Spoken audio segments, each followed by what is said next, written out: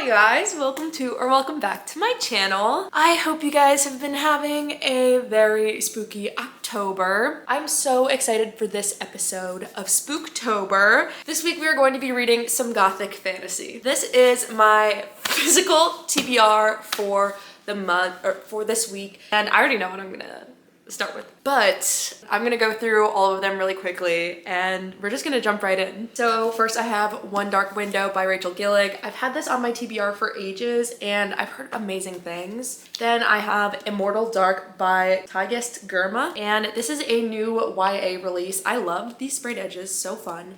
And this has something to do with vampires. I know that, and I think her missing sister, orphaned heiress. Oh, an heiress. Okay, this is definitely what I'm starting off with. I just think this looks so awesome and like definitely on theme. Like, then I have Belladonna by Adeline Grace. This is a YA fantasy as well, and one of the main characters is death itself.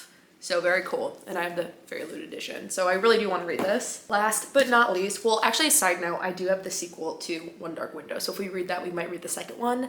But last but not least, I have The Familiar by Leigh Bardugo. This came out, I think, in the spring, and I remember when I got it immediately because I was like, oh my god, A, I love Leigh Bardugo, B, look at this. No, literally, because look at it. But I remember when it came out, I was like, okay, so I'm buying this now, but I'm definitely like saving it for fall. Like, so I am excited to read this because I have been waiting to read this until it, you know, was a little more fall time, because look at this. She's Gothic fantasy. This is the TBR. So I'm about to make a chai, and I'm a dirty chai, and then I get started because I'm so excited. Oh, I've been binging Emmy Rossum videos, and she reads mostly fantasy, and I'm so in the mood for fantasy. I'm so excited, and I think I'm just gonna tear right through these. So let's go.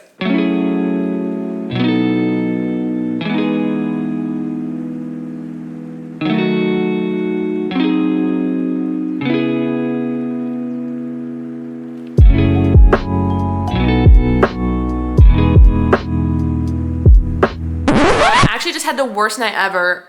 The hot chai broke the ghost glass. I'm genuinely in mourning, and the flags need to be flown at half-mast for this really, really sad tragedy that's occurred. I do have a dirty chai though, so.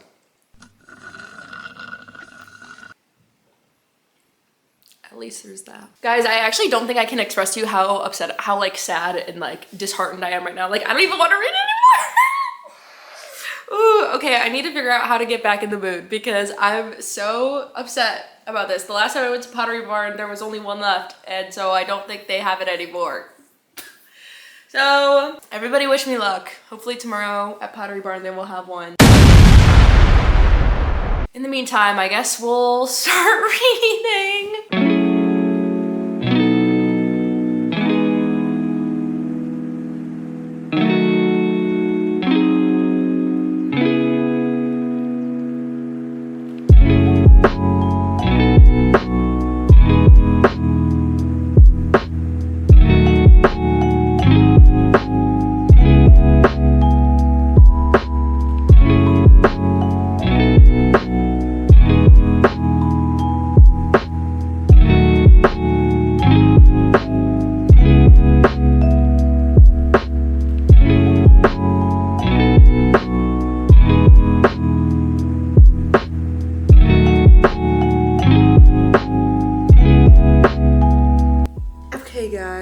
I am 100 pages in to Immortal Dark. I am reading, I guess, a little slower than what I'm used to because there is a lot of world building going on. Basically, we're following, I don't know how to say her name. It's K-I-D-A-N, Kaiden? I don't know. We're following Kaiden as she moves to Uxley, a school. It's really more of a community, I guess, but she is like going to school there so that she can learn how vampires and humans coexist so that she can inherit her house instead of the vampire bonded to her family. But she has to live in the house with the vampire while she does this. And she's Her main reason for doing all this is not just to inherit the house, but she wants to find her sister June, and she believes that the vampire is the person who took her. So she is trying to uncover everything, what happened. Basically, we're just kind of meeting a lot of characters, figuring out what's going on, and I would say very much a setup right now.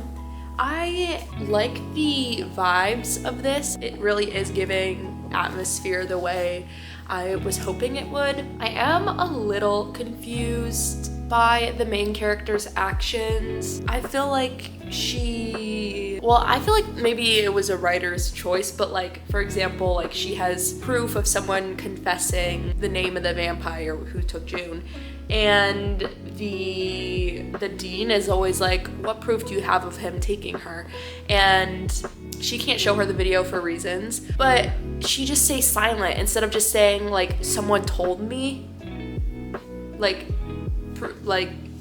which is true, someone told her. And so I feel like she seems very flat as a character, because she also, when she meets new people, she just like straight asks questions. I don't know. I feel like maybe the more we get into finding out figuring out what's going on, she'll become like more, I don't think nuanced is the word, but she'll be, I don't know, maybe better at being discreet. I'm not really understanding her thought process, I think. But so far, it is giving, you know, everything that I thought it was going to. We'll see how it goes. Maybe I'll get really into this. Who knows? Anything could happen. Oh my god, I wish I was recording. She gagged me. She really got me good there. Oh my god. I really was like, oh, I don't think there's like nothing happening crazy. Oh my god. Miss Girl, that was smart. I didn't think that. I was like, what is she going to go get? Trying to think of everything. I'm dead. I'm screaming. This is crazy. She really got to work. She really said, how am I gonna pass this test? Sorry that I can't give literally any context, because not that it's like a huge spoiler or anything, but if you read this, like, I don't want you to like not be able to have this like moment that I'm having right now, but to you, like, I'm just reading. And I think my reading pace is picking up a bit now that stuff's actually happening, especially crazy stuff. And actually, the chapters are pretty short, which is really, really nice, because then you're just like, oh, I'll just read another one. So yeah, I'm 162 pages, 3 pages in. Kind of crazy. And I'm really getting into it now. So this is really good.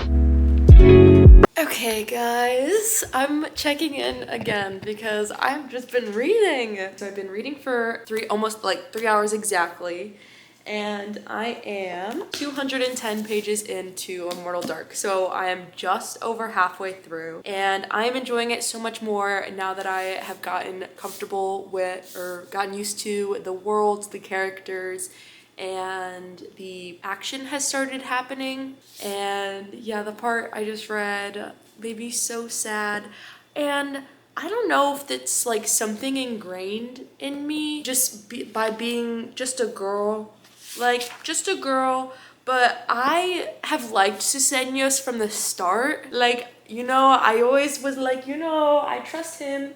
And just like the more I learn about him, the more I like him. So you know what, like, it's got me emo because yeah, I want her to find June, but she is just doing Susenyos dirty all the time.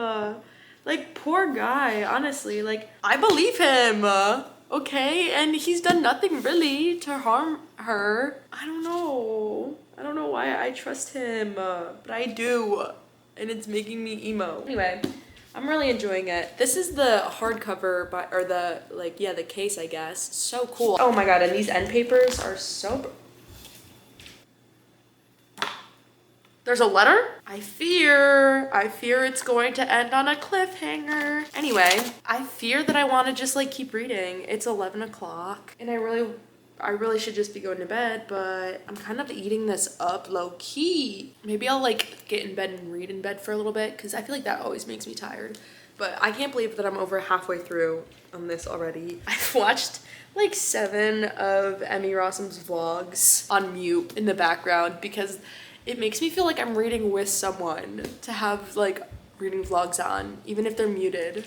You know, it's like we're having our own reading party. I need more friends. Anyway, I'm gonna get comfy in bed and read some more.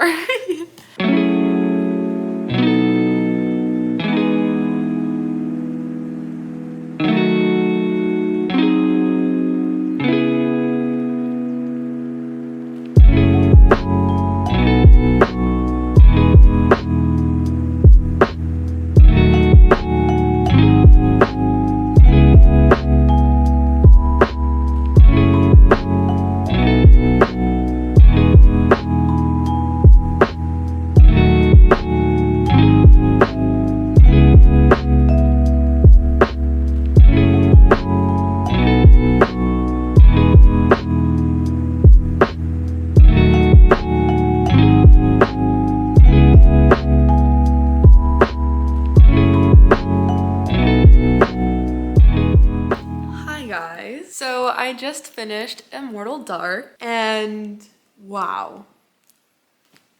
The last, well, first off, the second half, which is around where I left off last night, just the pace just picks up. The last I want to say more than a quarter, the last third was insane. Reveal after reveal after reveal, plot twist, plot twist, plot twist. Oh my god, absolutely crazy. And kind of ends on a cliffhanger.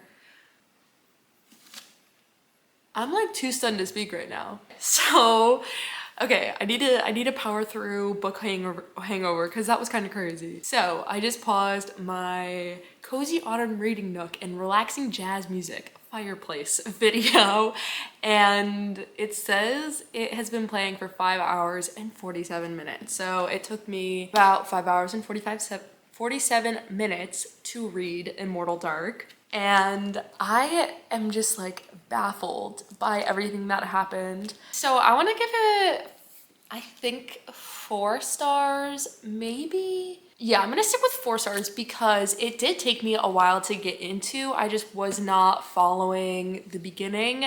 Well, not that I wasn't following it, but I just didn't really understand the rash decisions of the main character. And then she kind of grows throughout the book and learns to plan. And I feel like that really warmed it up for me and made it easier. Cause you know, it's hard to read a book when the main character is just doing things that seem to have no reason and just kind of are well, maybe you should have thought about that twice before you did it. But she really grew in this book. That is something always really great to read, is a character who grows, and you can really see it in this book. She really learns a lot about who she is, and yeah, it's wow. I am a little bit stunned, to be quite honest with you. I don't know what I expected. I think I was intrigued by the sound of it, I guess. But I feel like I didn't even know the plot too much before I bought this. I just kind of had a feeling, and I'm glad that I did because this was really entertaining, and I tore through it. Oh my god. And I didn't see a lot of it coming. I saw some of it coming, but a lot of it I was actually, I think that I didn't see any of it coming, and I don't know why I am so blind to these things. Yeah, 10 out of 10 for the vibes for sure. And I think I'm gonna stick with a 4 out of 5 overall rating because it was pretty good. Moving on to the next books. I think I'm probably gonna start Belladonna, and I really want to get this off my physical TBR. I've had this for what feels like years. Actually, I probably have had it for years, and I really just want to read it, and I don't think it'll take me very long. So I don't think I'm gonna read the second and third one unless I absolutely love this. I've heard mixed feelings about it, so I don't want to commit to it. This also, to me personally, feels like a standalone because I just have it the one and I'm not committed to reading the other 3. And yeah, hopefully it doesn't end on a cliffhanger because that might change everything. But currently trying to decide if I should make myself a fun drink because I didn't make myself a coffee this morning. I was a little traumatized from breaking my glass last night. I woke up literally in mourning. But I got strawberry syrup yesterday to make strawberry matcha, and that sounds really good. I'm gonna figure out what I'm gonna do, and I'm gonna start this for sure.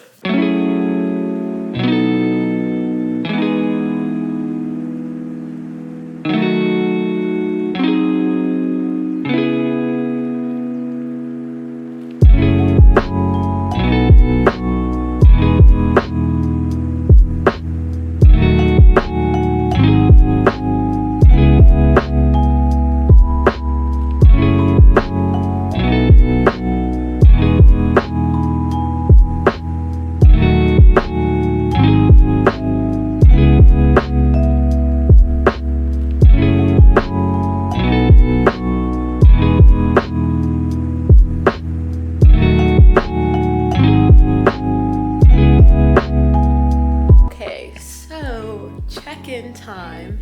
It has been just over an hour and I am 102 pages into Belladonna, so I am slightly confused. Is Death the love interest in this book? I know not every fantasy needs to have a love interest, but like obviously there's a romantic subplot going to be in here. And is it Death?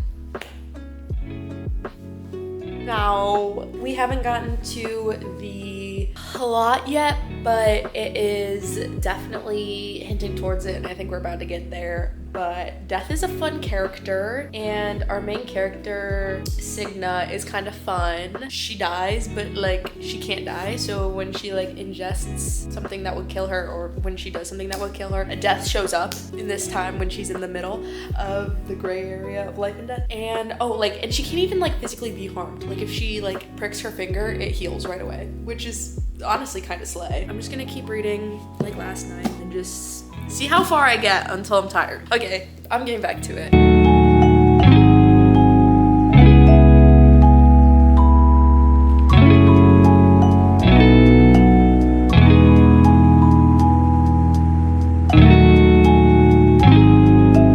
Hello.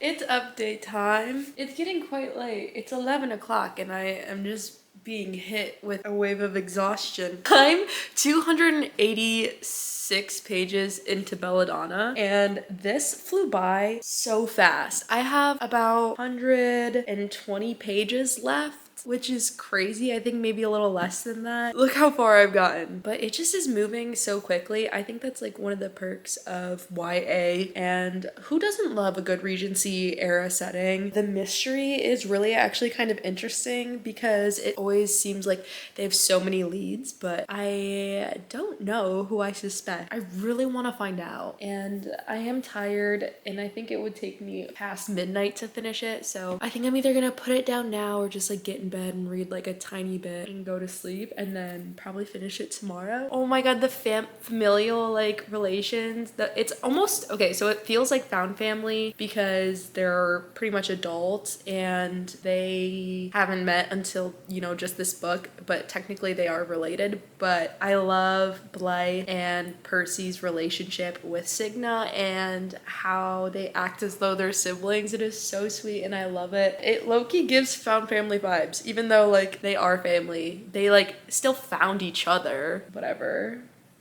I do kind of want to keep reading, but I am getting exhausted, so I might have to just hop in bed and go to sleep. I will catch you guys tomorrow.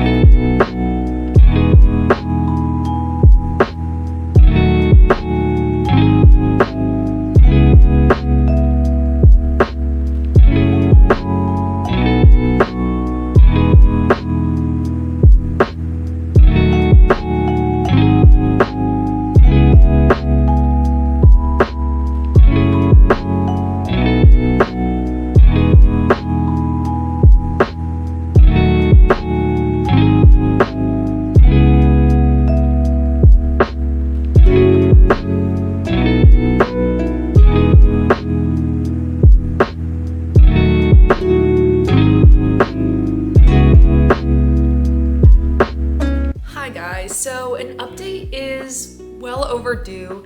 As you can see, I finished Belladonna and I was a little gagged at the end. I really enjoyed this. I thought it was really fun and the mystery very interesting, and I loved a lot of the characters. So I ended up giving this 4 stars as well. I also gave it World Dark 4 stars. And then after finishing this, I took a stab at the Familiar and then I put it down because I was just not vibing with it. Like, I wasn't in the mood for it because it's a little bit more descriptive, not as easy to read as like YA fantasy. So then I tried picking up Foxglove because I was like, okay, well, I liked Belladonna, like maybe I'll read, then I may as well just like try the next one. And I just like could not bring myself to really care.